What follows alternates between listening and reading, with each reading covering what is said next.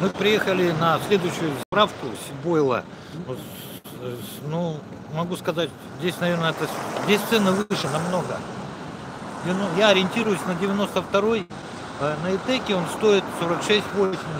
Здесь он стоит 52 рубля 50 копеек.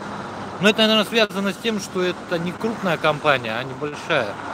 Об этом говорили, что цены на малых заправках будут выше. И можно сказать, что 95-й стоит 53,50, 98-й 54 рубля. Дистопливо, как ни странно, стоит 56 рублей 50 копеек. И 80-е топливо там, так сказать, газоконцентрат 37 рублей. Я хочу сказать, что все-таки разница цен большая. Так что уже конкуренция здесь действует. Это мы, считайте, были на крупной заправке Итек. Сейчас мы присутствуем на частной заправке Сибойл. Покажите.